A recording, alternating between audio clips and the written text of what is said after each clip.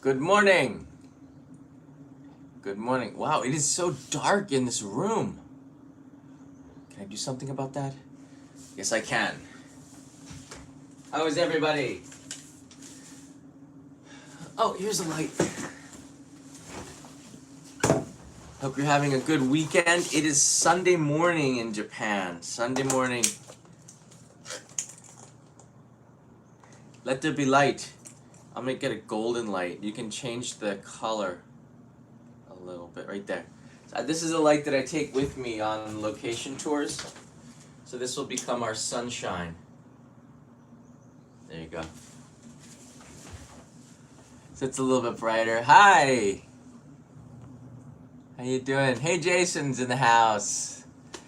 Jim's here. Jim, long time no see in a live chat. It's nice to see you again with summer break going on. Danny's here.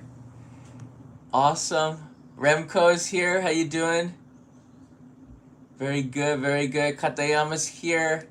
I'm scrolling back, making sure Donald Trump and President Abe are not here. That's good. They're very busy with their G20 summit. We're having our own summit. This is a G7 because we got 7 people here. G6 now. We lost one. All right. So a lot of stuff's going on. We've had some very successful live streams over the last couple of days. I took a break because I was editing several videos at the same time. It's been crazy. And then a friend of mine, KK, I don't know if you guys remember KK. He's, wow.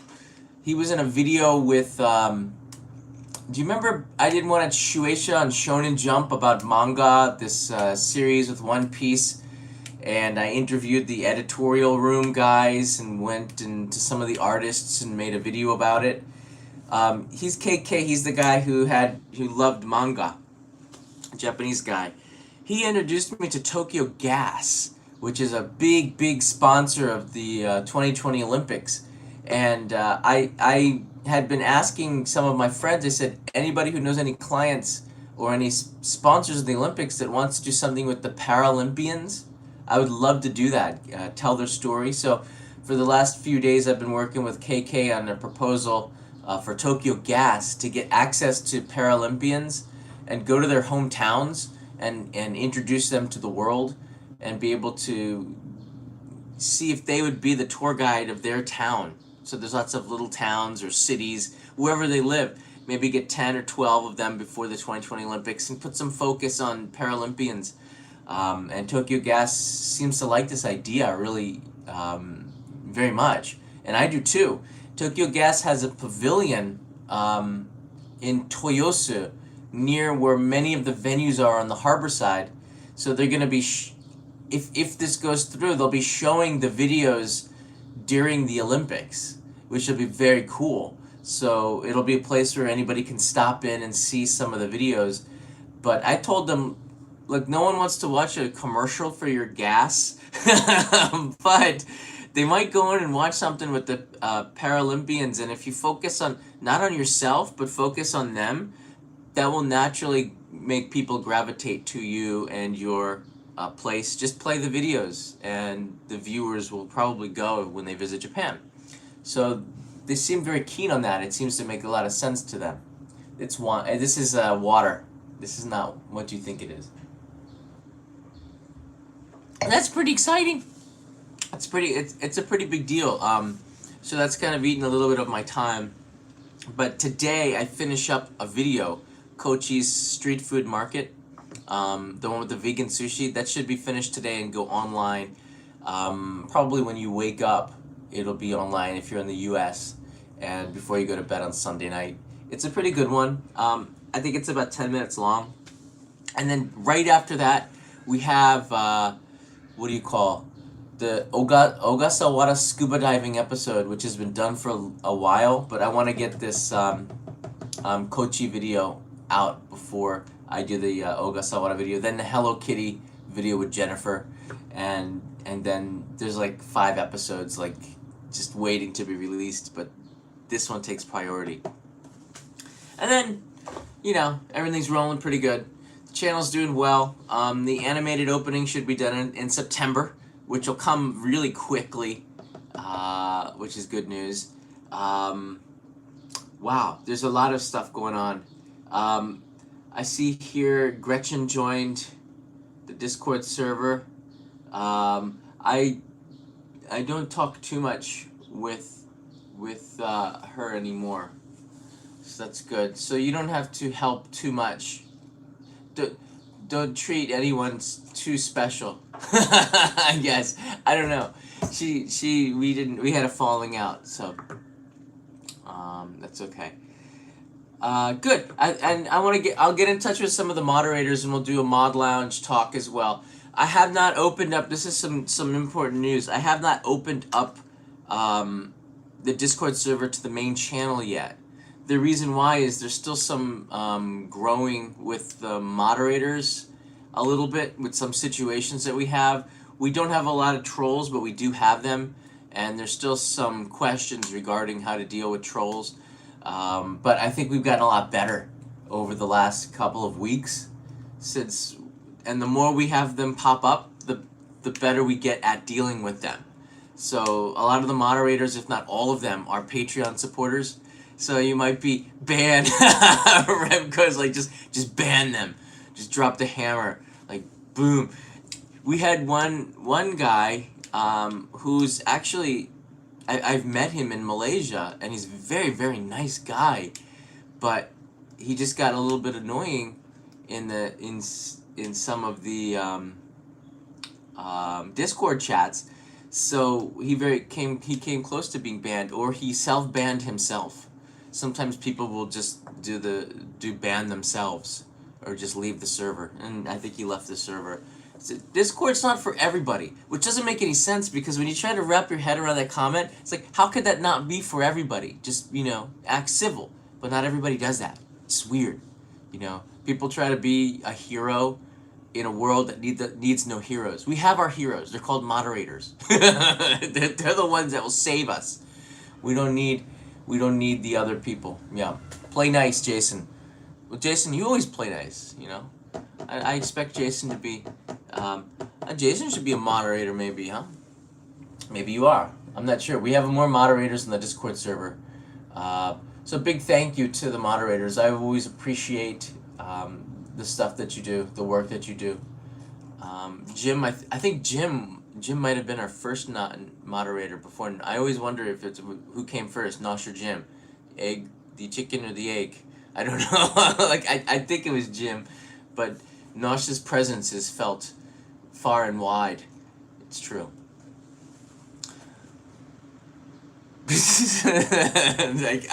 I could see. I could picture Nosh doing the chicken. We should play the chicken song right now.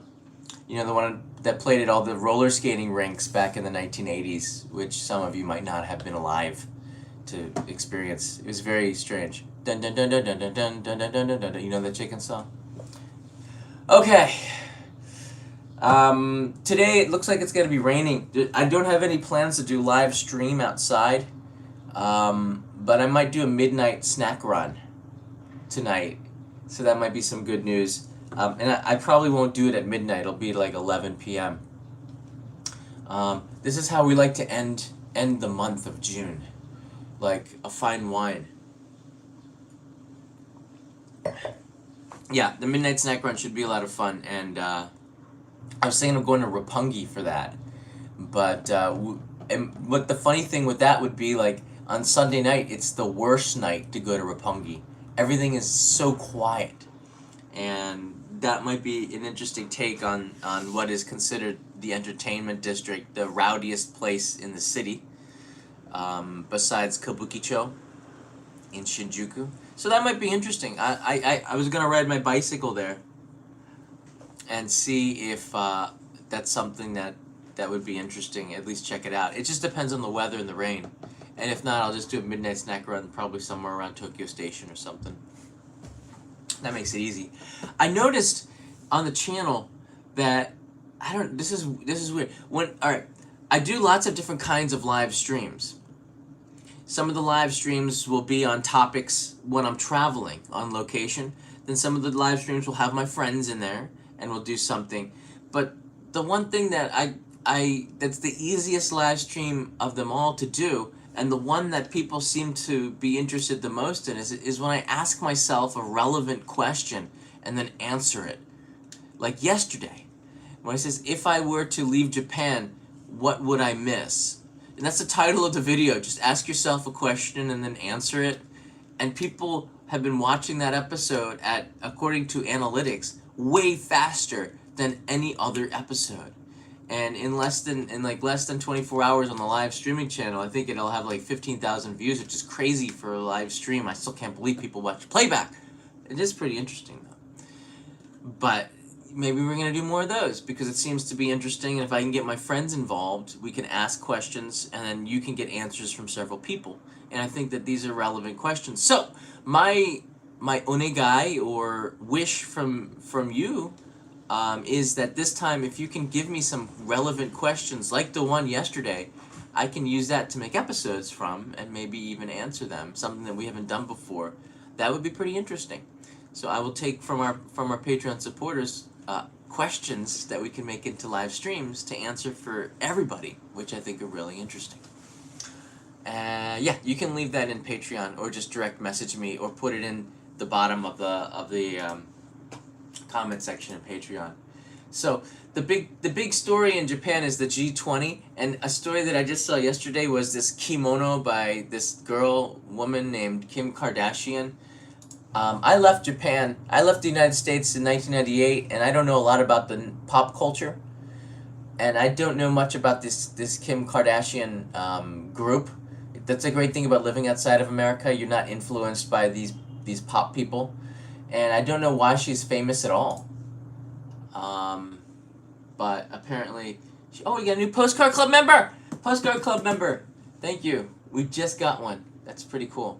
I'm going into our post. It's always nice. I love our post, because whenever a new Postcard Club member comes up, I get a notification. It says, send postcard now. So I send the postcard. I have to go and put one in the mail. So I hope they know that they'll be billed twice. Once now and once on the 2nd or 3rd. We're 86% near our goal, according to Patreon. Wow, we got a lot of questions here. I see Gil has a question. Megan has a question.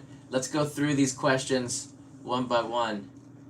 Alright, we'll start with Joata Takashi. John, do you think Tokyo will be busier before the Olympics, like, say, wintertime or after the Olympics? I would say before the Olympics, but I really don't know. We're in, like, new territory for Japan's tourism boom, and the tourism boom is new. It's only I'd say we would go back about 4 years the boom started, and we're peaking about now. So it's hard to tell what tourists' patterns are and how much the Olympics will throw off the patterns. It's very hard to tell. I believe Japan's is going to peak after the Olympics a little bit, and then it's going to start to go down at the end of 2020. Because there's going to be so many beautiful things that people who never even considered Japan as a destination are going to see, and they're going to make their way to Japan based on what they see in the Olympics. 2021 will be a knee-jerk reaction to what they saw during the Olympics. Plans will be made to visit Japan in the summer of 2021, so I believe it's still going to be pretty good. And then at the fall of 2021, I believe it'll start to drop a little bit. And then 2022, all bets are off. But I still believe that tourism will never really go away, because Japan is one of these countries which is very convenient for the West Coast in the United States, and that's a lot of people. And the West Coast of the United States has a deep cultural connection in many respects with Japan, so we're always going to have pretty good tourists. You want to say hello? Someone's here to say hello, just for a minute before she goes. Hello. It's the people out there. Yeah. Oh. Yeah, Hi. Danny says hi. Good Danny. morning. Danny says hi. We just finished Danny's maple syrup. Thank you, Danny. That was good. That was very good. All right, ganbatte. Yes, she has a driving test. Ganbatte. Yeah, thank you. Choo-choo, choo-choo. Okay.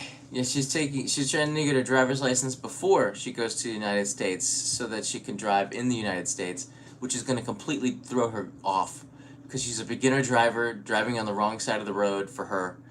This could go wrong. Or it could go right. Who knows? Just never know. We'll be driving in places with no cars for her own safety. Alright, let's go back over. So, Joata, I hope that answers your question. It's a good question. Kiki Miyazaki. Kiki, thank you yesterday for the plant. It's over there on the... I bought the plant. I don't know if I can show you. Hold on. It's over there. Do you see it? It's over there. Thank you, Kiki. I picked up a present. Kiki writes in here, sadly, I'll miss the Q&A. Oh, Kiki's not even here. I read it too late. Kiki, thank you very much for the postcard. I got the stamp of mochi with sweet azuki. Awesome. This is a fun series. I always get them. They always come in series. That's the flower one. I have some more. Traditional Japanese sweets, wagashi, and missing the craziness of Shinjuku, as I used to work there. My questions are: 1, when's the next midnight snack run? I just answered that for you, Kiki. We're gonna try to do it tonight. If I can't do the midnight snack run tonight, it'll be early next week. There'll be one in the next few days for sure. Because the weather's a lot warmer than it was before, we can go out and do this, and I have a bicycle, which makes it even easier. I really don't want to miss it.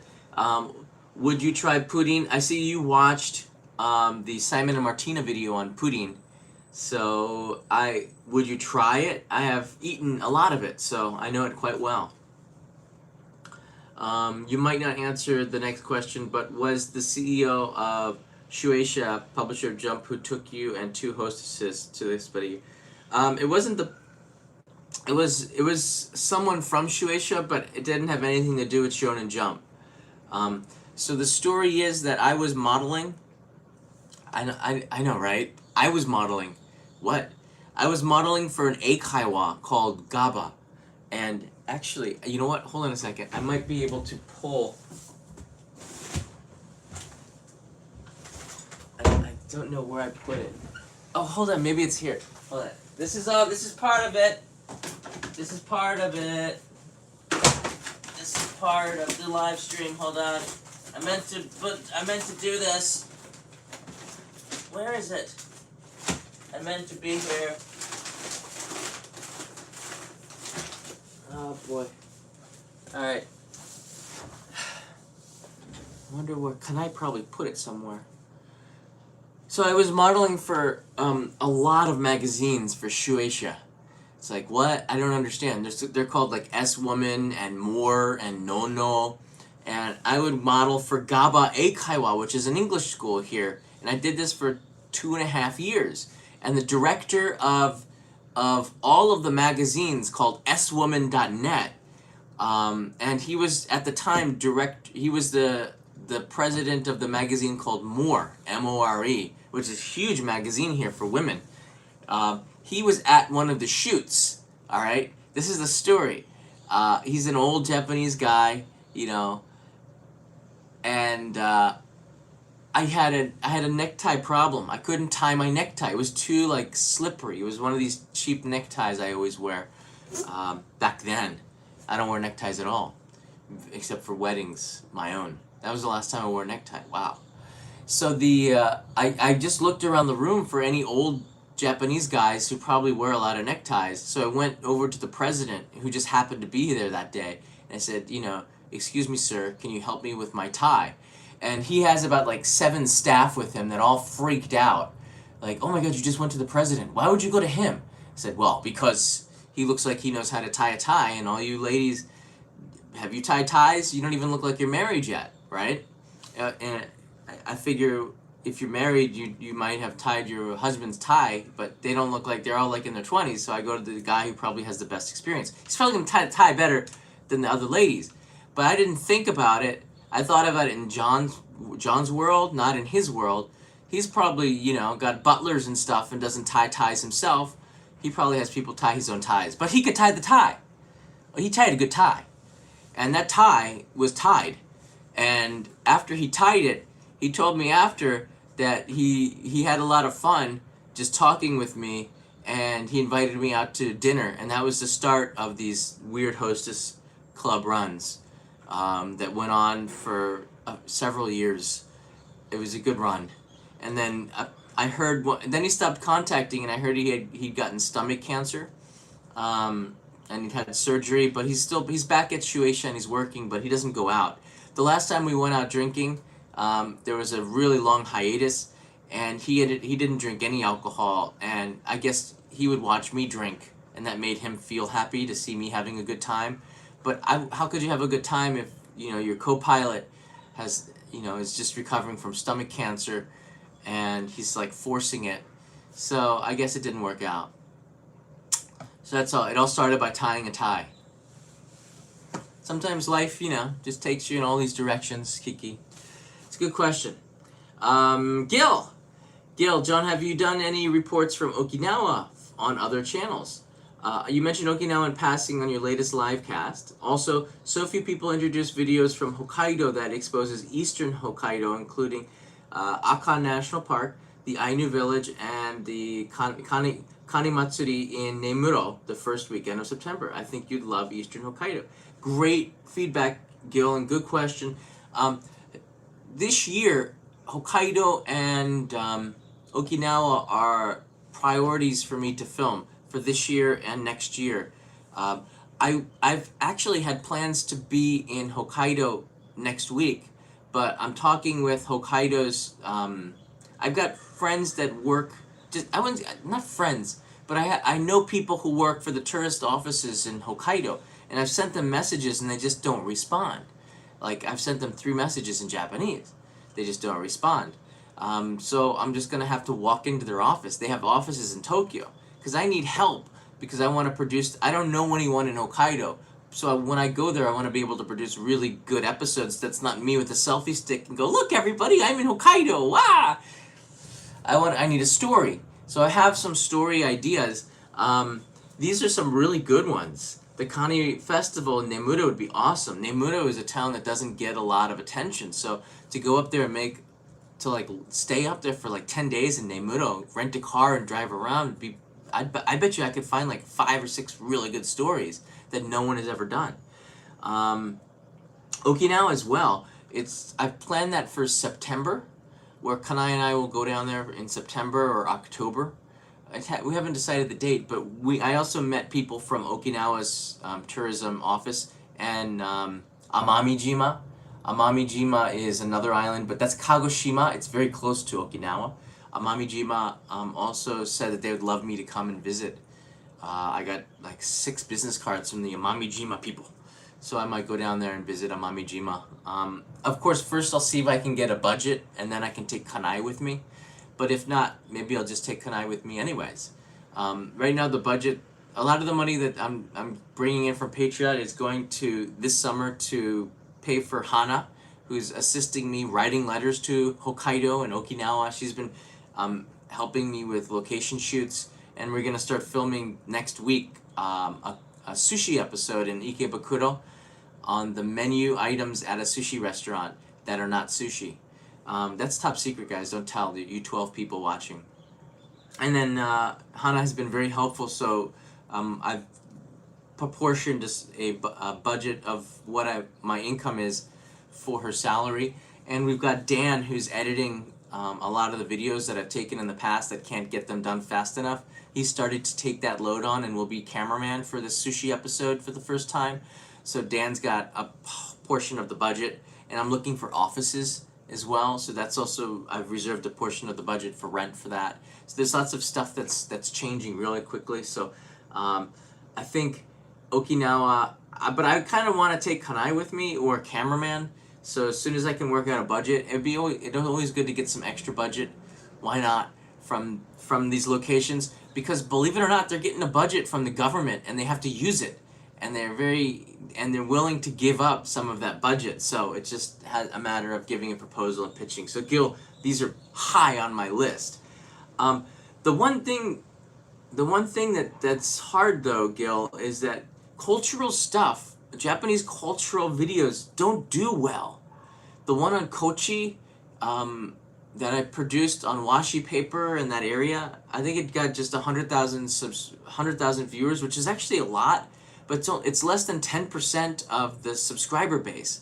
Whereas something on Wagyu gets like 1 million views. It's very weird how YouTube works. But the great thing with having Patreon, the great thing about Patreon is that I don't have to do work exclusively just on things that will get a lot of views.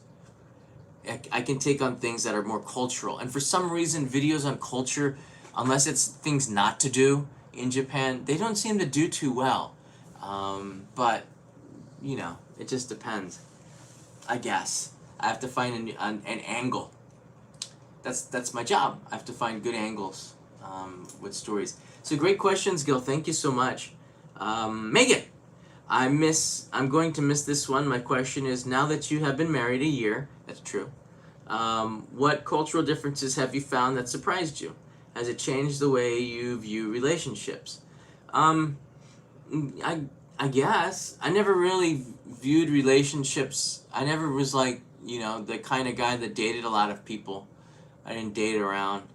I didn't have, I would just focus on work and stuff that I wanted to do. I don't know. Cultural differences. Um, I'd been here 20 years before, 19, 20 years before I'd gotten married, so it wasn't anything that shocked me. And the good thing about Kanai, as a person, she's pretty laid back. She can be serious sometimes, but she's also pretty relaxed, and she's lived in the U.S., and she kind of knows, and I know that she's not American, and we don't take it for granted, so I guess it's okay. We know that we're not from the same place, and instead of getting upset, I think we're more tolerant, and that works out good. I'm somebody I can check myself and see what I'm doing and make sure that it's, not all about me, and she can do the same too. She's a little bit younger than me, a little, and yeah, I think there's a good balance so far. I think you just grow together or you grow apart. Well, we will see. Not just laughing at my pain and answering questions about this, because it doesn't have to do with me, just me. It has to do with her, and it has to do with us, because we're now a unit, right? It's a unit thing. Yeah, I never thought that I'd be the marrying type. I don't know what the type is, but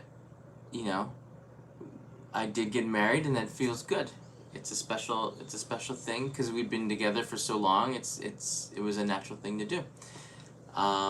Yeah, and we love each other, and it's fun to go traveling and to go out and eat and to share experiences together, and I guess that's what marriage is until you have kids, and then you suffer together. Somebody told me, but it's a good suffering. I don't know what that means. So we will see. I'm trying to answer the question. I keep answering myself. Yeah. Counterparts. There you go, Jason. So, those are good questions. I now turn to our friends on Discord. Discord is a fun place. This is our samurai chat. We have a lot of stuff going on here. That Japanese man, Yuta, why Japanese are angry with Kim Kardashian. I don't know. Angry Yuta does not suit Yuta, by the way. Angry Yuta should never be angry. It doesn't work. Yuta. Yeah. It's probably gonna hurt his video. I don't know. Is it unacceptable? I'm gonna open this up. This is something we're gonna talk about because it's a good lead, and Kumoa brought this up. Yeah, it's a really good question, Kumoa. Thanks for sharing this. I think it's something we can discuss. Personally, because I want to give the time to our Discord people, I'll just say for 1 minute. Just personally, I think it's pretty douchebag move. Is there any kids watching? It's a d-bag move to trademark a word from a cultural dress. But on the flip side, I mean that owns the Japan. But if a Japanese trademarked the word, I don't know, tuxedo, I don't get it so much. To me, I don't care. I'm not a fighting person. It's for higher people to talk about. I'm going into the voice chat now. I'm now in the voice chat. Is this push to talk? I always forget the button I'm supposed to push for push to talk. Is it this one? Okay, it's the cap lock. That's annoying. Hello? Hello? You should repeat with hello. I don't know if it's just on or not. Okay, it's good that some people are coming in right now. Yeah, let's debate it. Oh, it's good to see Kumoa's in the house. So Kumoa, what prompted you to share that Japanese man Yuta's video, and how do you feel about? So what prompted you, Kumoa, to share the that Japanese man Yuta's video, and how do you feel about the kimono problem debate, kimono gate? Well, you were talking about it a little bit earlier, and I remember that video because it popped up, and I went, "Oh, he needs to see this because this is a Japanese person going, hey, this is why they're mad." Yeah, Yuta's a special guy. I don't see him completely as Japanese. I don't know why.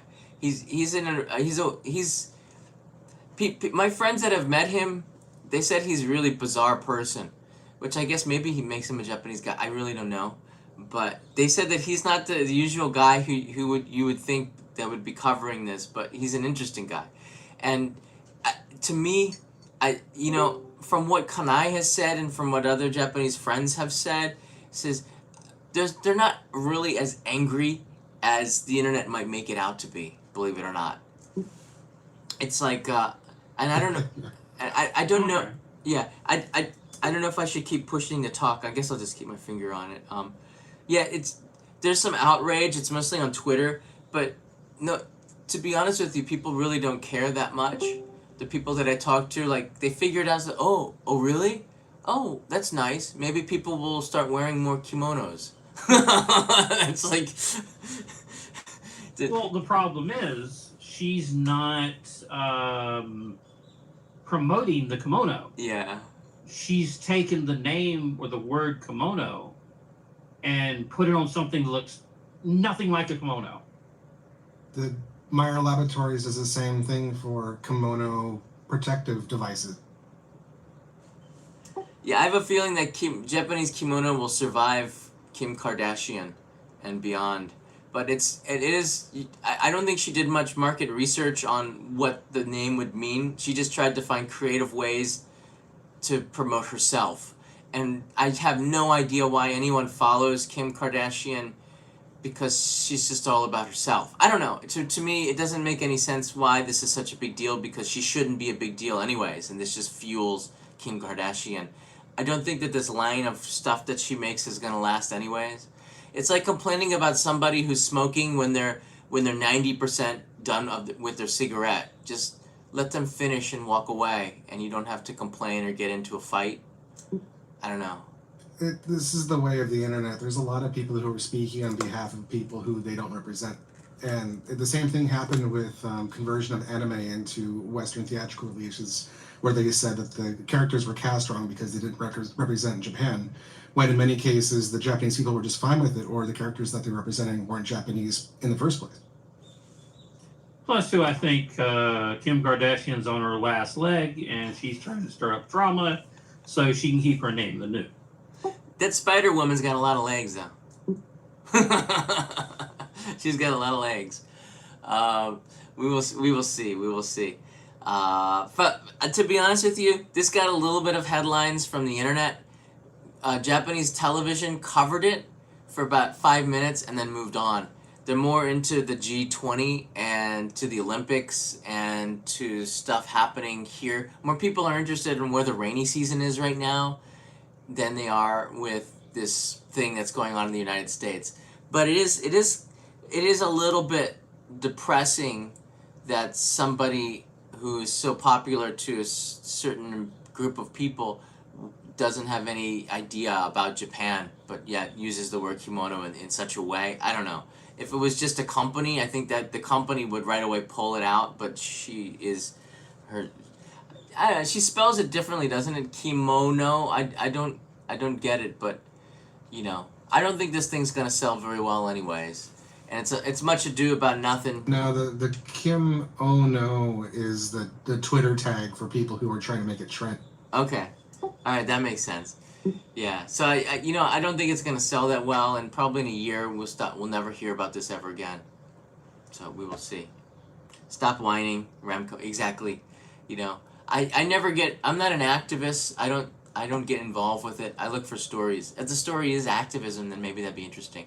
I don't see a story here, but it is a news story, and I believe that Yuta and I also had a similar YouTube partner manager who said always try to make videos on news stories because that's what people are looking for at that moment. But then the problem with that is that 3 months down the line, no one wants to watch it anymore because it's old news. So it's interesting. It's very interesting. In many levels to me, it's very interesting. Yeah, I like your channels. I like your videos better because they're always relevant. When somebody asks about information, I can go, "Hey, here's a video." Right. When I started the channel, I always wanted to pick topics that were relevant for a long period of time that could be watchable for years. And I made every episode sort of like that. So it's hard to pick a news topic that I think would just be here today and gone tomorrow. That's what the live stream channel is for. So it's something I might be able to cover on Go, but I probably wouldn't cover on a main channel episode. I don't want to invest my time in... yeah, plus there's too many people doing that anyhow. They're flashing the pans that just can't keep it up and they just die. Right. Right. If you want to be different and you want to be special, don't do what everybody else is doing. Do the opposite. Sometimes. Exactly. Sometimes doing what everyone else is doing. If you're the first one and then plus, people... in my opinion, you're being more Japanese by doing what you're doing. You're giving information instead of going, here's the drama. Because Japanese culture, from what I gather, is like, drama, it's good, but let's move on.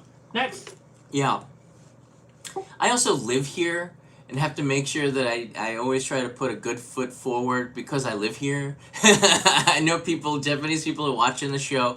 TV directors, when they saw me put a GoPro at the back of the Oita sweet potato cart with the monkeys, I think 5 TV shows went out and did the exact same thing. Some big TV shows on the major network. So I know that producers are watching the show. So I always have to put Japan a good foot forward. And this one is like one, like I don't know how this plays out. It's irrelevant to only in Japan. But it wouldn't be for a live streaming channel. That's something that we could always do. It's an interesting story. Thanks for sharing it. I think someone actually tried to pull the same thing on one of your stories where you had done the roadside stand with the car and you had done some filming inside one of the restaurants, and someone tried to basically make an issue that you hadn't asked for permission when you had obviously asked for permission. I have a feeling it had something to do with Tokyo Sam and him using his GoPro on the sushi belt, but obviously there was no connection. Yeah, Sam has been here Tokyo Sam has been here for a very long time, and we know a lot of people in common. It's not like we know each other through other friends, but yeah, I don't know. I had no problem with the sushi video actually. If you have seen the sushi video, and this has nothing to do with what we were just talking about, that sushi video is so beautiful. Like he did an amazing thing by making that. It's just people got really upset about it. People always get upset about things when you don't have permission. But yeah, I get permission like 90% of the time. There'll be some times where I just shoot it and try to deal with the repercussions because a journalist has to get the story. But I will ask permission after I shoot it often, and they're almost always like, oh, it's fine. And when I don't have permission, I blur faces. But yeah, I'm trying to think what episode that was. What episode was that? Oh, Inside the Roadhouse.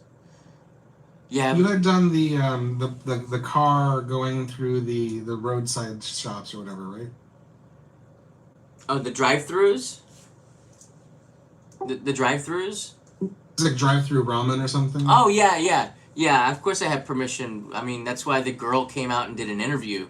Like yeah, yeah, I get permission. How was I filming in the kitchen of the ramen shop, or how was I? Yeah, I had permission all to do that. That was actually it made the video so much better. Yeah. Yeah, I remember there being comments of people who were trying to turn it into, how dare you go and film? And I was like, how do you think he got in the kitchen? How dare I? Yes. I that's funny. Actually, this type of stuff might make the video more viral too, so I don't mind too much. Sometimes when there's a lot of activity on the channel, even bad activities or comments like this, it makes the video even more popular. So I don't have any problems with it. But I didn't have permission, people. So I always try to get the permission because it just makes a better Do you get story. verbal permission or written permission, and are there any liabilities, as there might be in the United States? That's a good question. You can all three. What I will do is typically, if it's a big company like this, Kura Sushi, we're going to film it. I'm going to film at Kura Sushi in Ikebukuro on July 4th, and I emailed the company's PR team through their website, and then we've been doing a back and forth, and then I talked on the telephone with the head guy of PR, and he loves the idea that I gave him. Usually it requires me to write up a blueprint of what I want to film. They all want the same thing. They want to know like a TV. They're used to dealing with TV shoots. So you have to think like you're not a YouTuber, but you're a TV shoot. So I tell them I'm bringing a cameraman. I've got 2 reporters. I intend to broadcast this. I make up a date in the future that I never broadcasted on, but they just want a date. And I tell them the things that they want to hear. And 9 times out of 10, they're like, okay. And then I can go in and film. But the permissions are always verbal with the PR person, and they will either give me an armband when I go on location, which is, I don't know, maybe you've seen me wear the armbands. When Mike Chen asked to work with me, I went to Skiji's association and told them that I was going to film 2 episodes in Skiji's outer market.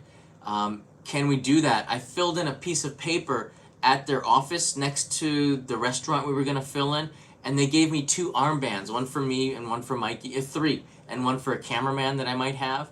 And that gave us permission to film all over the place, but it gave also the other businesses around there some ease so we could talk to them more openly because they knew we had registered and we're not just strangers off of the street.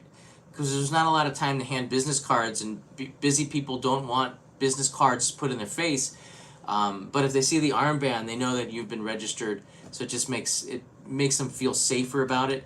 And Sushi Zanmai asked us to do that too, because they wanted to do things the right way. The companies want to protect their reputation. Of course they do. They're companies, and by working with them, it opens up chances for you to film in places like back in the kitchen, or to ask them for interviews, or get inside information and do a report and be accurate and get information that's relevant to your topic.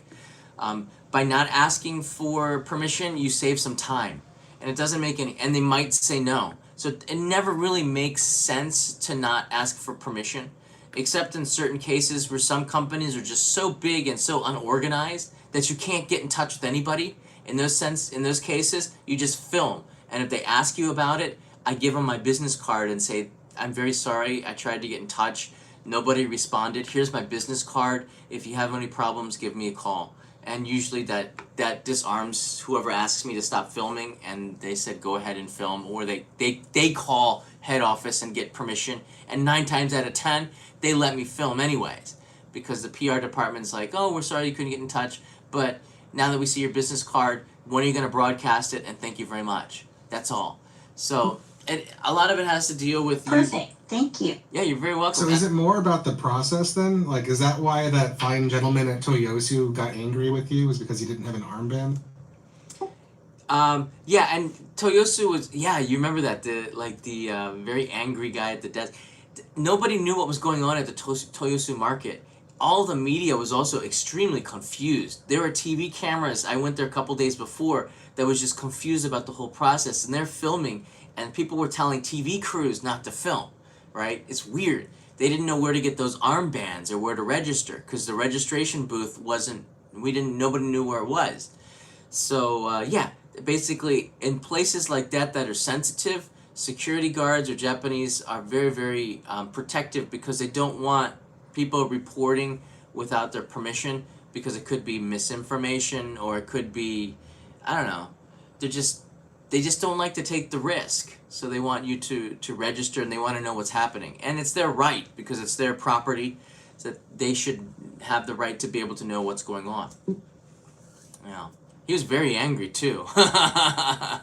But, you know, that's part of the job, and it does take some time.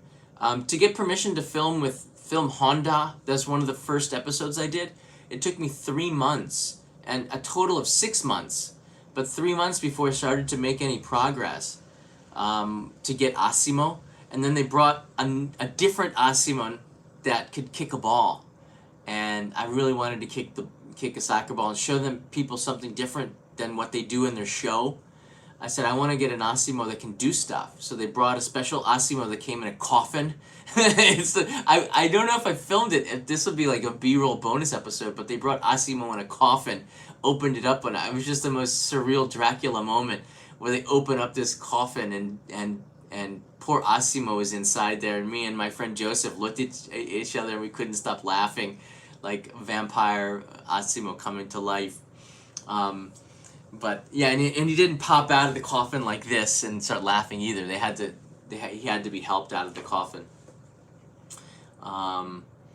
Yeah, getting permission is part of the thing that makes the show special, and it's the journalist in me that just wants to do it right, I guess, as much as I can. When I filmed the Sunrise Izumo episode on the platform of JR, I didn't get permission and I blacked out. I blurred all the faces on the platform. It's more not just to protect me, but to protect JR, because what will happen is that if you film guerrilla style, and this is what happened with Tokyo Sam, when you film guerrilla style like this, it'll be the customers who see themselves, and his video went wildly viral for a bit. And I believe some of the people had seen themselves because Japanese media picked it up too. And then when you see yourself not blurred on TV and you didn't give permission, they call the restaurant and the restaurant gets in trouble. So it didn't really have to do anything about Tokyo Sam shooting it. It just had to do with the customers getting angry at the restaurant and causing problems. And the internet, being the internet, just got angry at him too. But what he really did was make an incredibly beautiful, unplanned video of what Japanese life is like. You saw everything in that video. I've watched it a few times. It's just beautiful to see couples eating sushi, ignoring each other, playing with smartphones, or a group of young people that are, talking the way that they do in Japan, or a family ordering sushi and ignoring the camera. It was just too perfect of a moment, and you capture those. Those moments have to be captured unplanned, and that was the beauty of it. I don't know. It's a good question. We do things a little bit different though. Japan is a place where you can get sued though. You can get sued in Japan if you don't have permission and you film people, especially if they're the center of the video. If you just get randomly a crowd, it's very hard for them to sue you and make a case. But if you were to zoom in on somebody and they became the focus of it without their permission, then it's more probable you could get sued. So if you try to pick on a girl or something and you're zooming in and you're making a video on it, good luck. That's ethically not right anyways. That'd be wrong. Yeah, any more question from our Discorders? Jim, I think in America we've got something that's called the reasonable right of privacy, where if you're in a public space, you don't have any kind of rights to that. Yeah. In the U.S. is protecting of the rights of being in public and the rights of somebody to shoot somebody. I guess the paparazzi get around that way. But in Japan, the laws are different. There's more rights for the individual than there are of the public space. And yeah, there's also rights of people's personal belongings. That's why if you put your cell phone on a table, no one is supposed to touch that cell phone because it's not your property. You can't touch it. After the great Tohoku earthquake and tsunami, there were automobiles that were in in farm fields or on Sendai's airport, and some of those people had lost their lives, and there was no one to contact to get the personal property off. But the government of Japan said that you cannot touch somebody's personal property unless it's been there for a certain amount of months, and then you can remove it. Unless it's, you know, in the way or blocking traffic, you cannot remove it. And even then, there's questions about whether or not you could remove it, personal belongings. So a lot of these trucks or cars stayed in strange positions for months because of the personal property laws in Japan. The government just couldn't do anything about it. Not that they didn't have the equipment to take it as well, but they also just couldn't do anything about it. So it's interesting. But I know that the laws are different in the U.S. than there are in Japan, and I think I've done an episode talking about it a couple of times. Jim, I see Jim is Jim is finally here. Jim, are you finding Discord working okay? Maybe Jim might not have any headphones. Yeah, I find it working okay. Jim! Jim! I just wanted to say Jim's name. Good. I wanted to see that Jim's here. Kumo, you had another question? Well, I was just going to say about 3 days to a week, if a car sits, it's towed automatically. Interesting. Okay. Who else is in here? Eric. Eric just usually likes to listen. I think that's Eric's sign back there. Remco was asking about how you keep in contact with your family back home. Yeah, FaceTime. FaceTime right now. It used to be Skype, but I think Skype has not done well. So now FaceTime, somebody always has an iPad or an iPhone somewhere. And the great thing about FaceTime is you can make your own emojis. So I've made a kanai emoji, and I will call my nieces with the kanai emoji, and it freaks them out because they're still young. It's actually kanai's emoji looks like her. It's on this. It's on this I'm phone. here. I'm just listening. Hey, Eric. Sign back here low. Yeah, that's good. Eric's here, and Vern's here. UFO Bob's here. Katayama's here. Good. Yeah, we don't have a lot of people in our chat. We have 12 people watching. Are there 5 people not in the Samurai chat because they don't use Discord or know how? That's another question. We have some people that are in. I'm not so good with voice. Accent is like Schwarzenegger. Hey, there's nothing wrong with that. We love Schwarzenegger. I love Arnold Schwarzenegger. I got a chance to meet him briefly in an elevator in the United States when I went to school in Columbus, Ohio. Columbus, Ohio is also the place for, I guess they had Mr. Universe, a lot of bodybuilding events in the Civic Center downtown in Central Ohio, and Schwarzenegger would go every year. Arnold Schwarzenegger would go every year. And one day I was in the elevator with him, and he's massively huge. His body's huge, but he's not as tall as I thought he would be. He was only a little bit taller than me. And to me, my image was that this guy was just going to be towering like this tall. That's my image, like a basketball player. But he was actually, I guess he's like 6'1". He was shorter than my dad. And for me, that just freaked me out a little bit. I didn't say anything to him about it. We were just, it was like, what were some of the things I said? Like, whoa. Oh, I didn't really say any words at all, I don't think, to Mr. Schwarzenegger. I don't even remember what I said. But all I know is that I did say something, and it was amazing. And I was just shocked that he wasn't, like, superhuman tall. I thought he would be way taller. But, yeah, there he is with Andre the Giant. Yeah. Yeah. Since you brought up Schwarzenegger, may I tell you my story of meeting him? Absolutely. So in the 80s, I was studying Iaido and Karate. My sensei was Kiyoshi Yamazaki, and his dojo's in Anaheim. And Arnold was working on Running Man. It was up in, the hotel was in someplace about an hour from where I'm at. So Yamazaki said, I want you to drive me up there. And I said, sure. And he had Cuban cigars and a very high grade quality whiskey. And we went up to Arnold's suite. And of course, I was nervous as could be. And so basically, I kept my mouth shut and just sat there and listened to him. We smoked Cuban cigars, drank whiskey. And at one point, Arnold turns to me and goes, "So, what do you do?" And I go, "I want to be a film director." He goes, "Keep at it. You'll make it." I said, "Thank you." That's my story. That's awesome. Wow. So I know he smoked cigars and I guess he was drinking good booze too, right? Do you remember what it was? Do you remember the booze that he was drinking? No, I don't. Oh, that'd be pretty cool. Yeah, I don't smoke cigars, but it'd be interesting. I wonder. He probably still drinks the same booze, but yeah, that's a really cool story. How long ago was this? It was about 1983, I believe. Whoa, those are like the peak years when he was making like Commando and stuff, right? Oh yeah, absolutely. Yeah.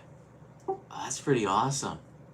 And no photos, right? That'd be even better. Like I could see the photo with you and Schwarzenegger, like you're with your being nervous. Yeah, next Yeah, to him. I would love to have that. Because of Yamazaki, I had two other very interesting experiences. I went to Mexico City for 2 weeks where he was training Sting for Doom. I spent 2 weeks down there with him. And the funny thing is that his English wasn't good, my Japanese wasn't good. So we would communicate between English, Japanese, and Spanish. Wow. And we would mix the words in the syntax and the grammar. It was a very strange conversation, but it was a lot of fun. Whoa, very cool. Yeah, I bet you got a ton of stories. I could listen to these all day. Well, yeah, I have some. I don't want to go into a lot of stuff, and I don't want to take up everybody's time here. It's just you brought up meeting Arnold's, and that just triggered that memory. Yeah, yeah, that's a good one. I also met not around the same time. I met Bruce Willis and who else was that? I know Bruce Willis. They came down to a George Bush rally in central Columbus in 1992, and I got hooked up with a bunch of other college students there and got to meet with Bruce Willis on the side with President Bush at the time. He ended up losing the election. I also went to go meet with Bill Clinton when he came to the campus. George Bush, it was interesting though, George Bush, Bush Sr. went and did his rally in the center of the business district of Columbus, and Bill Clinton went to the campus of Ohio State University and did his rally. And I'm kind of apolitical. I'm neither Democrat or Republican. I'm one of those independents that just makes up their mind based on the person, not the party. There's a few of us out there, and I didn't know who Bill Clinton was, but we went out and shook his hand, and he was just, his style was so different from Bush Sr., a lot friendlier, and his hands were massive too, by the way.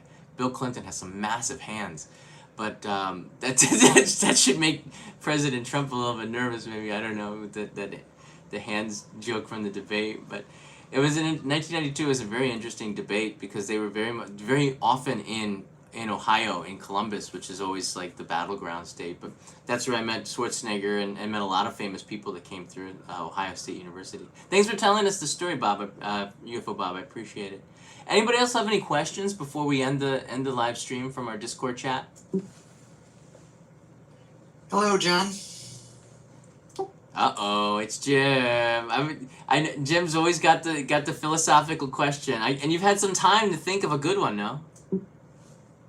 I suppose I've had some time, but I guess this time I'm wondering, since your last live stream was about things that you would miss if you were to leave Japan, are there things about the United States that even now you wish that you had or that you missed from the United States? Wow. Wow. So I have to roll through my memory over the last 20 years.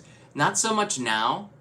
I believe I have everything that I need, and because of the internet, you can get just about anything that you want, except for Pop-Tarts. I don't know why, and I don't eat a lot of Pop-Tarts in the U.S., but because I can't get them here at all, it's very interesting. I kind of miss them sometimes.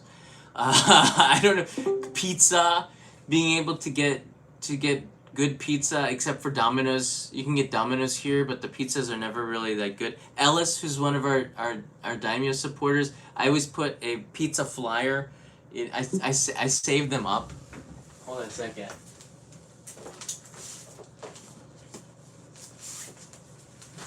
I don't know. I always save the pizza flyers that I get, like Pizza La and stuff. Japanese pizza is just never the same. Japanese pizza is just not the same as a U.S. pizza. It just will never be. And Domino's comes close because they're pretty consistent even. But I never really ate Domino's in America. I only eat that when I'm in Japan. So it's weird. I don't know. Pizza, of course. Stuff that I miss. Wow. There's just a vibe with American people that you can talk with strangers very openly and be comfortable with that. We don't have that here.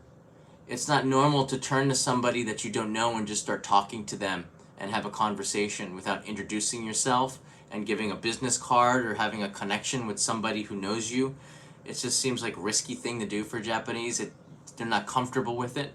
Whereas I can be in the US and talk to a stranger and make friends very quickly and easily. It's very hard to do that here in Japan. That's a Western thing. That's an American thing, I think. I kind of miss that though. I wish that Japan, but that's just the culture. It's not something you can change. It's just a part of the culture. But that's how I know I know I'm not Japanese, because I still have that. I like being able to talk to strangers and to meet somebody that you wouldn't have normally have met in that day. You just randomly encountered them and became friends.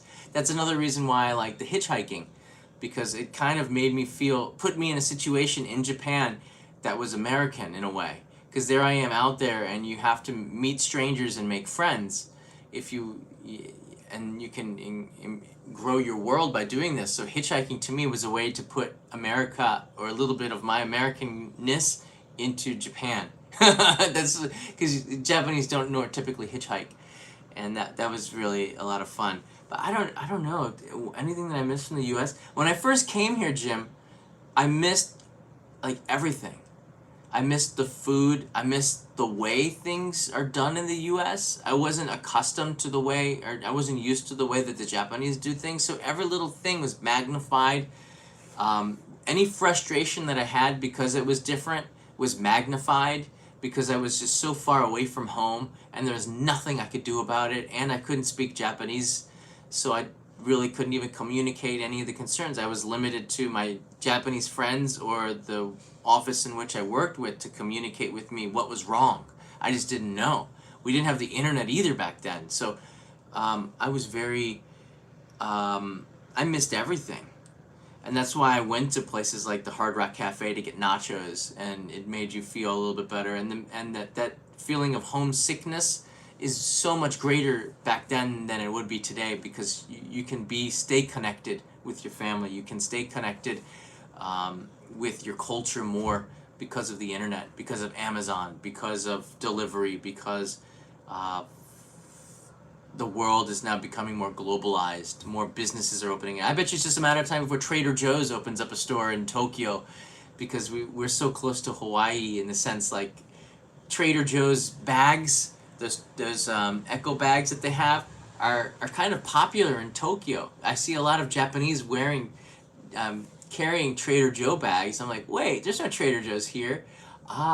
They get it off of the internet. You can buy Trader Joe's bags and have them delivered to Tokyo. Actually, it's one of the most popular gifts that I've given to my friends. Yeah, Trader Joe's is huge in Japan, and it's just a matter of time before they open up a store here. Costco, I never thought that Costco would come to Japan, and yet here they are, and they've opened up, I think 12 Costco now around Japan, and plans to open up another 12. It's pretty amazing. Yeah. Well, Trader Joe's got sold a few years ago to a larger firm. I forget the name though. I think it's an European chain. Good John. Oh, Carrefour, was it? I'm trying to think which. They're a big French chain. They failed. They had a shop here, a French chain had a shop here, a massive megastore. had a shop here in Makuhari near the Costco, but they went out of business about 5 years ago. Big shame. They were too early for the bubble. There's now a bubble with foreign run shops opening up, and they were just too early. Walmart was too early too, maybe. Go ahead, Vern. Sorry. No, well, your comment about missing things. I think it was last night's live stream, you mentioned the 6 month blues. Was that about the 6 month period for you? And how long did it take before you got through it? And how many of your friends do you know have gone through it? And do you have any particular stories about how they dealt with it? Yeah, I'm just smiling now because I don't think Jim has ever asked me a question that I could answer with one word.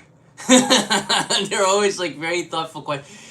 Yeah, the 6 month blues, and Jim, I'm still answering. I'm still answering the question. The 6 month blues was just something that at the time, I don't even know if people still call it this, but all the expats here knew about it. Maybe it was written in a book somewhere, but everybody had gone through it as well as, and I had as well. And it was just, it's where the newness of Japan wears off, and you're not at home anymore, and you have to live here, and you have to adapt and change, and it's depressing for some people, and because you don't know what you're doing, because if you don't speak Japanese, you can't really immerse yourself in the culture, but you have to change. So it can get pretty depressing for a lot of expats. People who dream of coming here to Japan, they learn very quickly that working in a Japanese corporation is not all that it's not some sort of paradise. It might seem like paradise when you're walking around town, but when you get into the company, no, it's actually not fun, and it's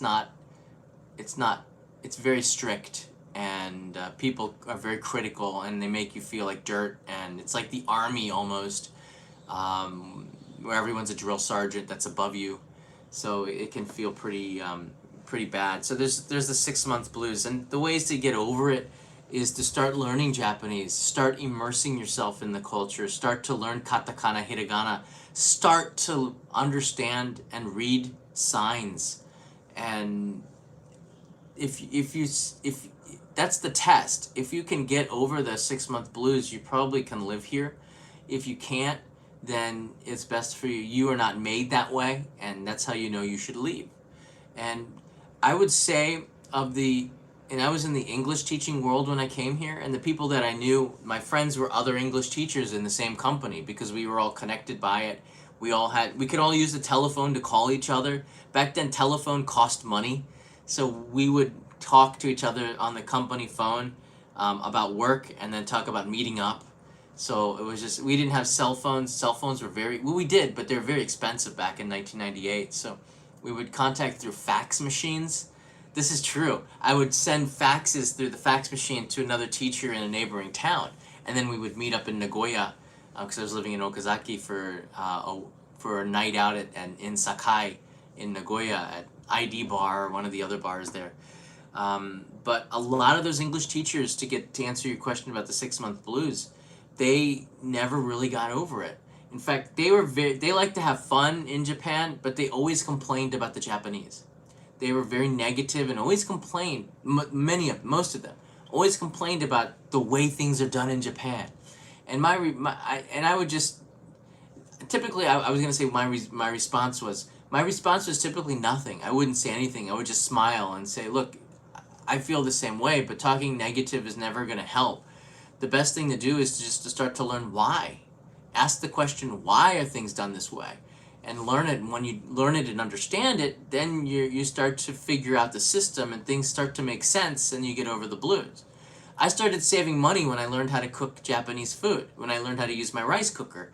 And it started to make sense that if I make rice every night, I actually started to lose weight and was healthier, and I was able to eat more affordably, because eating Western food in Japan at the time was very expensive, maybe 3 times the amount of money to go and buy tomato pasta sauce than it was to buy ingredients in the supermarket to make Japanese food. It was just very expensive to buy decent pasta sauce in Japan at that time. You had to they had like this watery thing in bags that for 100 yen at the 100 yen shop, but it was like ketchup with water. It's really bad. But you get over the 6-month blues, or you don't, and the ones that don't go back, and the ones that do stay. I got over it. That's why I'm still here. It's a good question. Do you think modern technology has, for the most part, eliminated that? Oh yeah, I don't think no, because I sometimes get the chance to meet people that have moved here to Japan, and you still have a depression of people who can't assimilate. And this is why when people have these dreams to come and live and work in Japan, they really don't know what they're getting into. You have to conform to the society. It's not as easy as people think, especially if you've never been an expat before. You have to make friends. Your friends are gonna leave. They're gonna leave often. I've been to more sayonara parties than you can believe, like 1,000, maybe several hundred at least. Well, I'm saying goodbye to people, and it's depressing. That doesn't go away. You know, you'll have a best friend and they leave, and then what do? You have to make a new best friend. It's just there's no permanence to the life, and after 6 months, when the newness breaks off, even today, people are still depressed. I don't know. I gotta be honest with you. A lot of the millennials, they don't have the same tough skin and every generation says that though. Like, we were tougher, and my generation by no means was tough. We were a bunch of girls compared to the generation before, which is probably the hippies. I don't know. I was born in the hippie generation, but the generation now is not tough at all. They complain and like crazy. So I'm gonna guess that with technology, the 6-month blues might even be worse in some ways and better in others. I don't know how, but I just got a feeling that people like to complain a lot more. It's probably worse in some ways and better in others. I don't know. I'm just. Do you think there's a particular disenchantment that happens with Japan, or just do you think it's like any country, or specifically Japan, where maybe it was built up to a particular expectation that it just couldn't meet? Yeah, I think Japan is a place where everything seems backwards to Westerners. The language seems backwards. The way people do things is backwards. You when you're angry, you smile. Just everything. The grammar is backwards. Ball desu. It is a ball. Ball. It is. Just it doesn't make a lot of sense. It doesn't make sense that the banks close at 3 p.m. and in order to get anything done, they need to get a hanko or stamp from like 12 people in a division, and you could be at a bank for an hour. And a process that takes like 30 seconds in the US can take an hour in Japan because they're confirming everything for your own safety. I've seen foreigners, one foreigner got so angry at sitting there waiting, thought that he was being discriminated against. He left the bank and he slammed the bank door made out of glass. This is way back. We didn't have the internet very well, and they didn't have sliding doors everywhere. He slammed the glass door and broke it, and the security guard went outside. And as soon as he broke the door, he just started running. And the security guard went out. He looked, and the security guard looked like he was scared to death because it was a foreigner and he didn't know how to address the situation. And I'm just sitting there, just minding my own business, scared to death, like, what is going on here? And of course they had this guy's information because he was closing out his bank account, so they probably could track him down unless he went to the airport right away. but he was going through the same thing, this kind of depression in Japan where he didn't understand everything that was going around, and he was angry because things were not going the way that he thought that they should go. His social justice was not possible in the way that he thought it would be in Japan. In fact, he always thought that he was being discriminated against. So, yeah, I forgot the question. I was just asking you if perhaps there was something different about Japan. You said basically that because everything is different in Japan compared to other countries, like its language or. That's the question. Yeah, Japan is just because the culture is so radically different and so backwards. European culture is very different to Americans, and to Canadians, but it's not. I mean, I don't see Canadians getting, you know, 6 months blues in the U.S. and vice versa. We can kind of, the cultures are mostly similar. There are some differences, by the way, for those in America. Canadians know that. But when it comes from a Westerner going into Japan, it's so different. And in Japan more so than China. I think China, me and my friend Scotty have talked about this because now he's been living in China for a while. He's the Strange Parts guy who has a channel called Strange Parts. It's easier for him to assimilate into Chinese culture in a way because of there's some similarities to the US there than it is for probably to get into Japan, because it's just so much different than even China for people to assimilate. I thought that was really weird to hear, but it is getting easier because the younger people and globalization and the younger people are more open, and the society is changing compared to 20 years ago, where cultural understanding is better, but it's still not the same. Japan is really, it's like, it's an island, and I hope it doesn't change too much too, but at the same time, it's a place that's just going to be, Japan is special. Let's just say Japan is special. It's very special. It's crazy. I can't believe I'm still here. It's just totally different than the United States, and you either love it or you hate it, you know? I think you love it or you hate it. Living here is different than visiting here. When you live here, you have to think differently and become a part of the culture. When you're visiting, you're a guest, and you can take advantage of all the good stuff. And even as a foreign resident, I can take advantage of the good stuff too.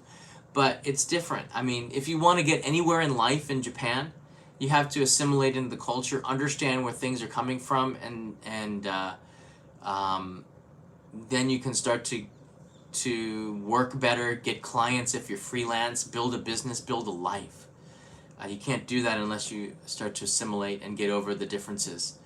I'll always be American, and I think I mentioned in the live stream, I had friends that tried so hard to be Japanese.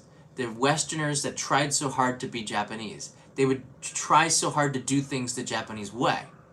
And there's nothing wrong with that, but when you do that, you lose your value to Japan.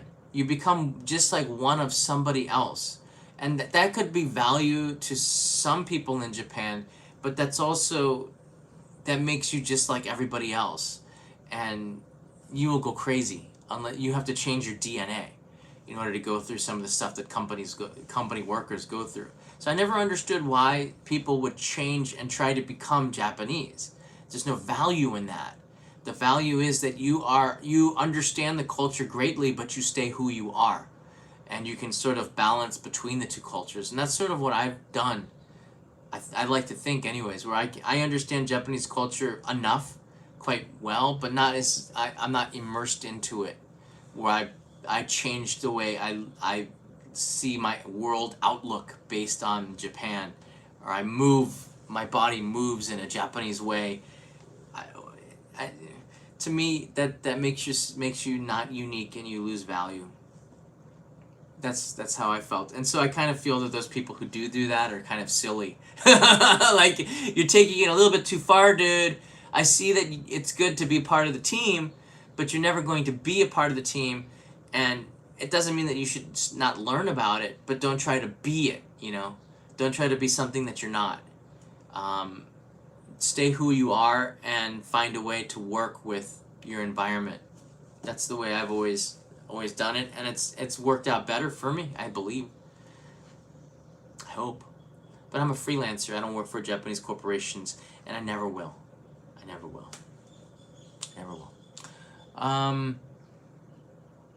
Norm's here. Hope you're okay. Not OIJ related, but it's Norm's question. But how is your buddy Alan Welch, My Life Japan? I haven't seen a video of his. Alan, that's a good question. Thanks for asking about Alan. in the beginning of we were going to do some episodes together, and he was going to be my editor and cameraman, but it was just, we never could agree on some certain things. Like, I believe he's gone back to the United States. I think he's back in New York now, working with film. He's got more of a professional background than I do. That's not really true either. That's not really true. I'm more of a reporter. He's more of a film guy. You know, we're both camera geeks, so we could talk about that for hours. Alan, I believe, has gone back to the U.S. and he'll be coming back every now and then to visit. But I don't think I believe it's hard to get jobs if he was either going to be an English. He's the same age as me, so either going to be an English teacher all your life, or you're going to make a move. And he didn't make he tried to make a move, but he wasn't consistent with his YouTube channel, and it was hard for him to make money making his own content. So I believe he went back, because there's a lot more jobs for his skill in the US than there are here in Japan. Japan does not pay freelancers very well. I was shocked when I heard about the sponsorships and deals that American YouTubers were getting with 1 million subscribers.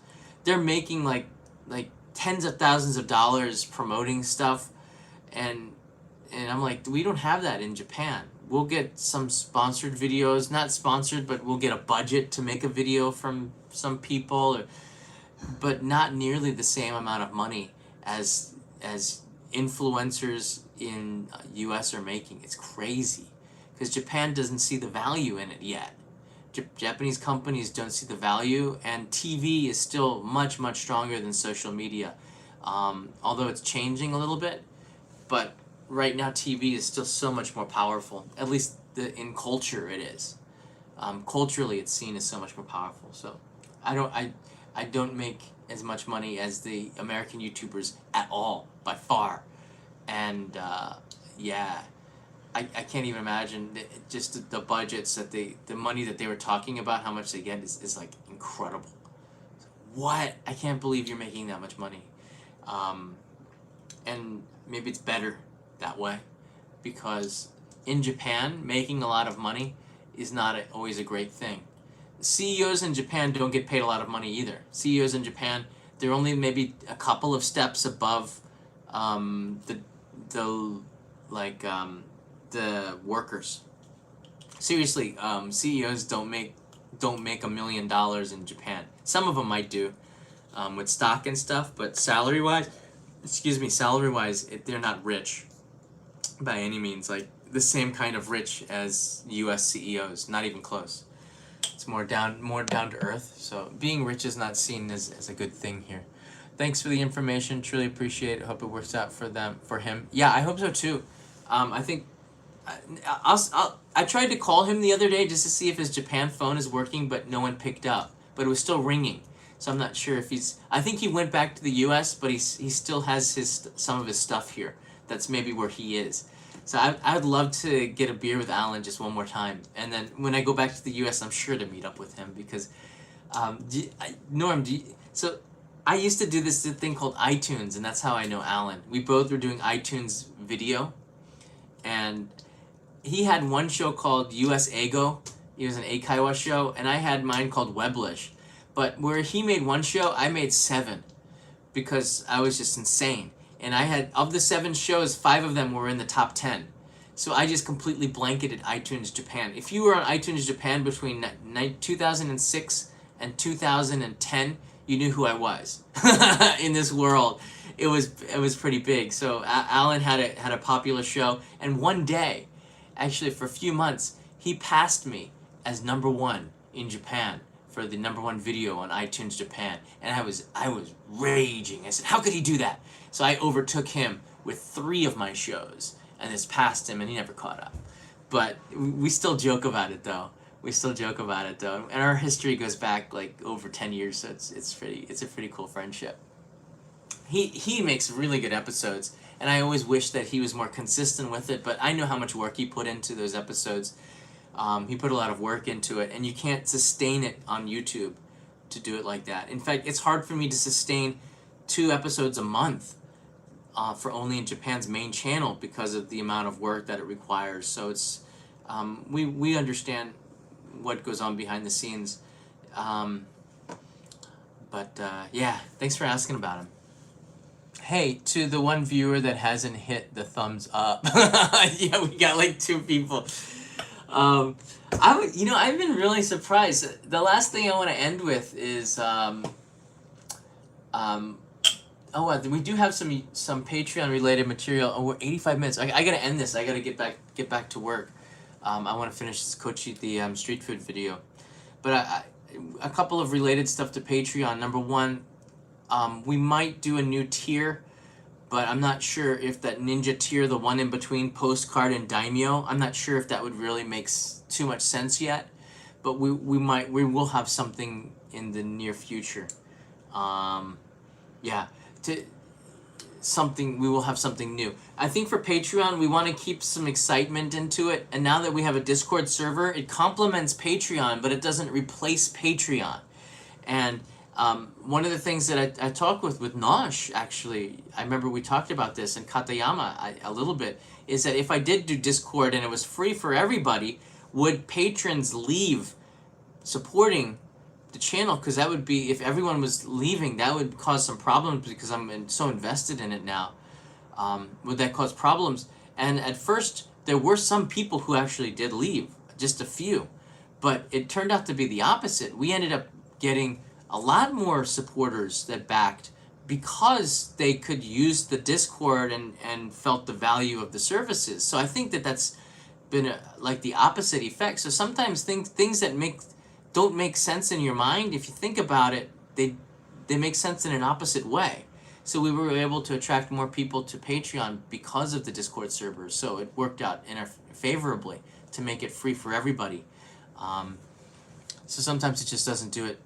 Now I have to introduce. I told him about it, Peter, PVG, but I think he's really right now focused on making his own channel better, and he's just getting used to editing the content. He's making so much money doing narrations and videos. He doesn't really need to invest too much time into YouTube for the money. It's not for the money for him, but it's a creative outlet that's different from what he does. So he doesn't see the value too much in a Discord yet, but I believe he will when he gets settled in YouTube a little bit more. When his channel grows and it's growing, you saw some separation. He's hit a pretty good sweet spot now, so you're gonna see his channel grow. He'll be on Discord. It's gonna take a little bit of time, just a little bit more time. So we might have another. We're gonna add some stuff to Patreon. We're gonna start to sell the stuff on Patreon. The DVD for Hitchhiking will go on sale in July, more towards the end of the month, and these are when we have maybe 20 items. So I'm always gonna do the daimyo level, but we're gonna add something else to it where I have certain items that I will buy 20 of for that, and then we'll be able to sell them to people who want them on Patreon. That's sort of where we're going. So it'll become kind of a shop as well. And I don't want to make it too much of a shop because I'm working with Hana this summer to make an Only in Japan TV merch shop of stuff in Japan. And Hana's already found like 5 products that we can put in there that's made by local people that we can incorporate into the channel store. So we're looking for some more stuff. And the next step is to find people to help us set up. So right now, Only in Japan TV is a WordPress site. So I probably have to set up like WooCommerce and start to make a store out of it. So right now we're looking for some people who know how to set up a online store and to have them help and work with us to create this so we can create a marketplace for people. That's fun, and it always has stuff from Japan. And this will end up being how I can pay for more workers as well. Yeah, we're gonna have some. Japan has very unique beer mugs as well. Beer stuff. There's so much unique stuff in Japan that we can do that and maybe slap a logo on it, or do more than just slap a logo on it. Make it something unique.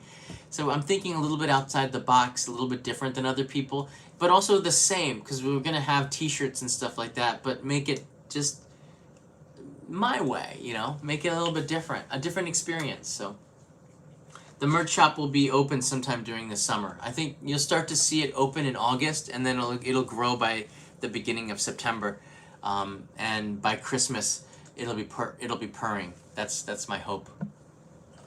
And Kanai is gonna quit her job, I believe, and work for the online store. She'll be the one sending his stuff out. That's what she wants to do. She likes accounting and she likes sending things. So we're gonna make that her job. Electric socks. Yeah, maybe get some USB socks. There's USB slippers. I got my mom a present. It was slippers that you could plug into your USB computer that keep you warm. And I think she used it like 3 times and threw them away because I never saw them again. There's some funny inventions in Japan that are only in Japan. Yeah, so the online store will open up this summer, and there'll be more episodes coming on the main channel more frequently. There's a lot of stuff that's happening behind the scenes. Wow, the animated opening will come in September. There's a lot of changes that will happen with the channel this year. But look, everything comes... This is a world where people want things coming fast, and I see this as a marathon, so any kind of change is good, just as long as the channel is always evolving, then I think the channel is going to be successful. If the channel stops evolving, then I know we're in a bad course. So we're evolving and everything is changing, and it makes me feel that this is sustainable for many, many years to come, and that's exactly why I make this show. Is travel a travel app could be good. Yeah, there's it's the thing is this, you know, you can't go back and reinvent the wheel.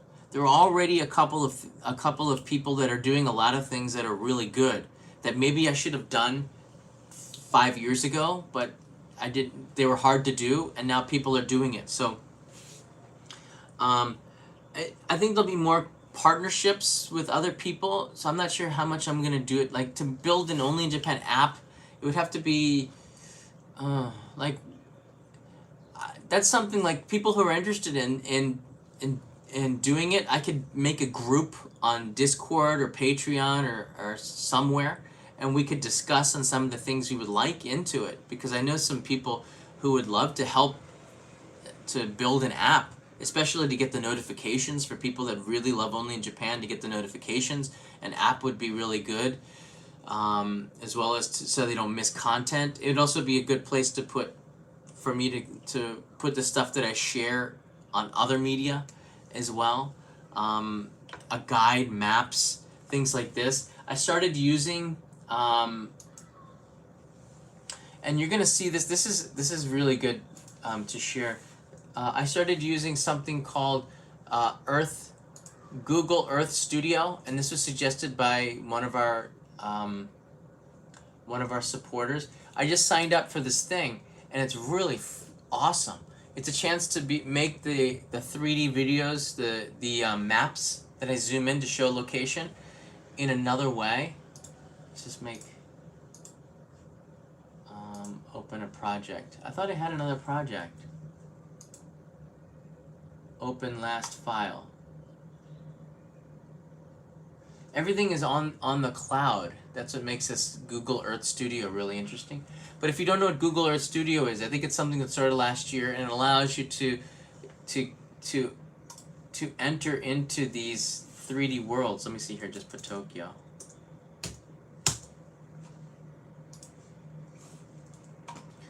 And not all the cities have 3D worlds, but it's set up with a timeline here, and I can zoom in. Let's go into Vegas because Eric's here. Let's see if Vegas is here. How do I find Vegas? Vegas. Just look for the desert.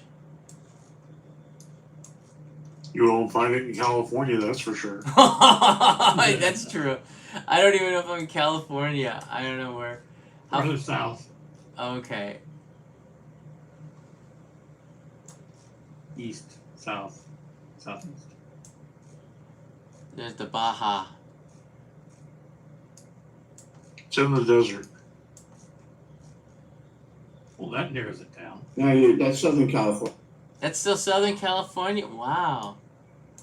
How come I can't just search it? Search. Okay. Las Vegas. Use the search bar. There you go. There's Vegas. So everything is in 3D, and I believe I can set up. I'm still kind of new to this. I can set up points in the timeline, and then I'll put it 10 seconds down here. And here's the camera. And if you know anything about how 3D works, I can move the camera here. We should be able to see it now.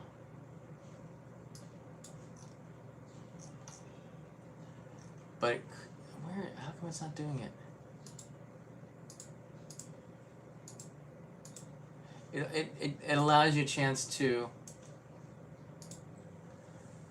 show full path. Oh, I got a split multi-view, 2 viewpoints.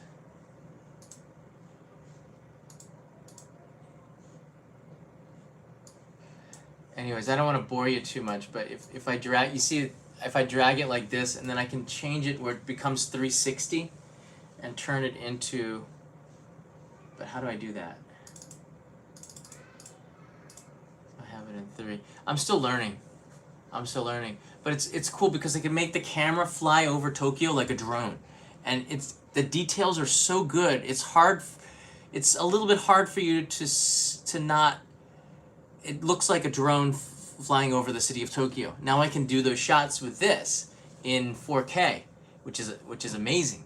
But I'm still learning how to do it. I want to add in now a origin point. Set track point. Track point 1. I had done something kind of like this. I have an example on my site. Oh, using the Google. Wow, they have a golf course in the center of Vegas? That's awesome. I gotta go to Vegas. I'm gonna break the rules and self-promote. Alright, go ahead.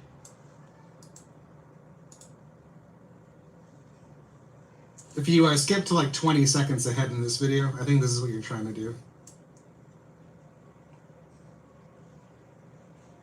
Yeah, I believe you hit it on the head. I actually did this the other day and saved the project. But it's not working today.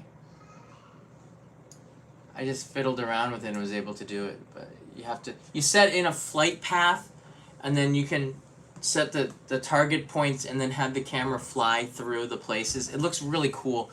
But this is something I'm going to be introducing into the Only in Japan channel, over the main channel over the next couple of episodes. So you're going to see some changes. It's gonna game up a little bit, and I don't know any YouTubers that are using this because it's a little complicated, and you have to sign up for it. So not a lot of people know about it yet. All right, guys, that's about it. Now go ahead. I'm looking at it now. This looks really awesome. Yeah, I can put a full screen here.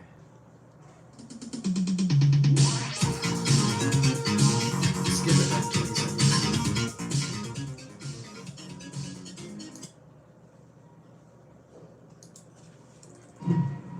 Yeah, this is. It's pretty cool what they can do.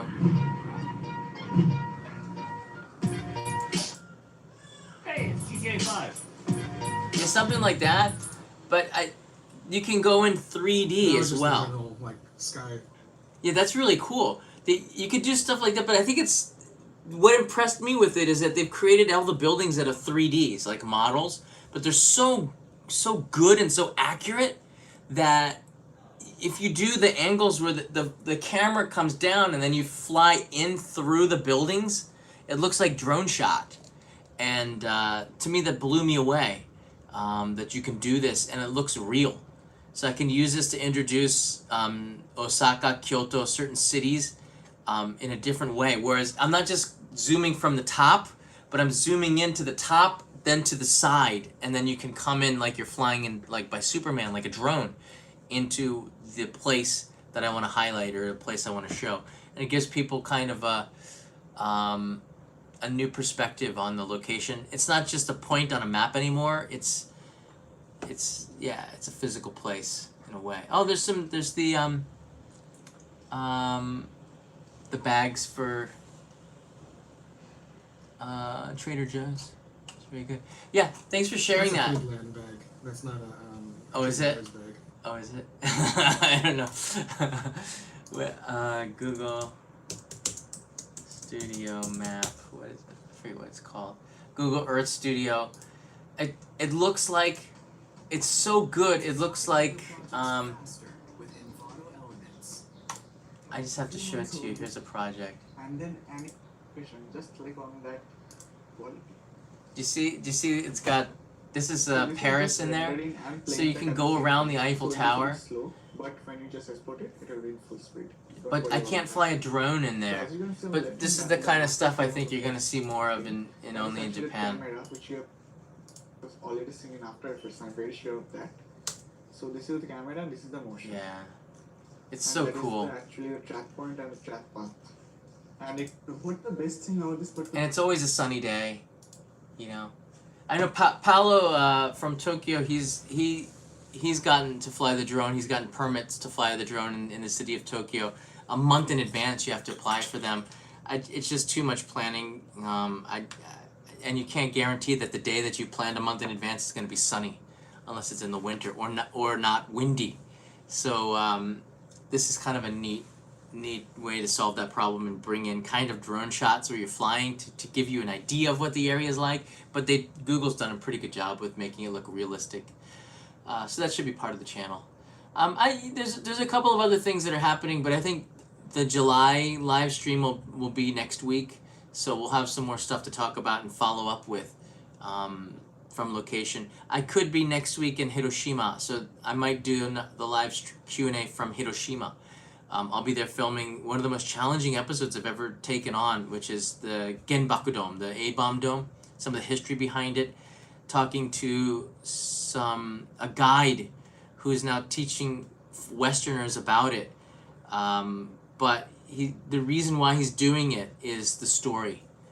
And instead of doing a straight like A-bomb dome, what happened that day, there's also videos like this. It's from a human point of view, not a survivor, but somebody who's 2 generations ago were survivors. And I'm going to go and talk with his great uncle who lives in Saitama, but was there when the bomb went off, about 20 kilometers away, and saw and went into the city afterwards when probably wasn't the best time to go, but you know, he's 90 and he's still alive. He was in school at the time. So that interview will be in this story. So it's kind of a difficult story for me to make but I don't think too many YouTubers could do it. And I think because the way my channel is, it's more journalistic, I could do this, but it's not that silly. But it's something that somebody needs to do, I think. A serious one on that day. Because it's definitely only in Japan. It's only ever happened in Japan. But in a positive way, because he wants to do something good by doing his tour. And I think that's a positive story on it, and how people have learned from it. Cool. So thanks everybody. We've gone into 100 minutes. This is way over time. I was just going to do it for an hour. That story does need to be told, Jason, in a good way, you know, in a different way. So we will see. I'll be there next weekend, so it'll be a good chance for you to see Hiroshima. So we'll do some live streams from there. And I used to live there, so maybe I'll even see some old friends and visit some places that I used to hang out with. The last time I was in Hiroshima was when I hitchhiked through it in 2007. And those who saw the hitchhiking video will know that I met a Portuguese guy, a Brazilian guy at a rest stop, and he took me to Hiroshima, and we both sat there in front of the Genbaku Dome at sunset, just thinking about stuff. And then he went his way and I went mine, and I haven't seen him since. But that was pretty incredible. So it'll be nice to go back to Hiroshima, and I'm sure I'll be there like 2 or 3 more times over the next couple of months to film episodes there.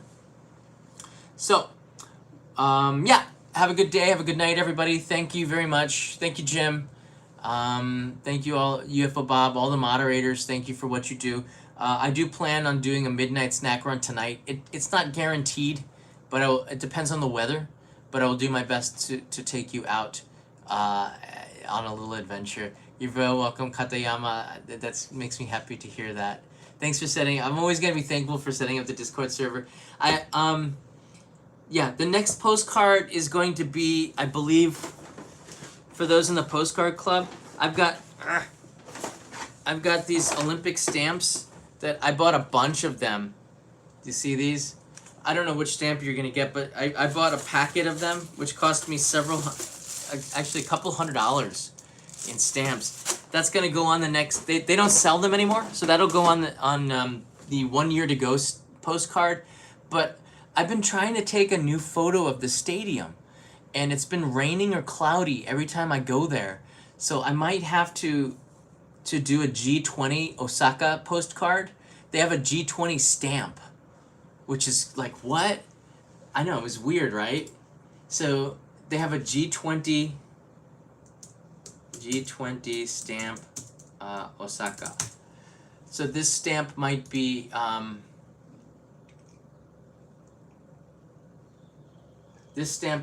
might just get a bunch of G20, oh, here it is.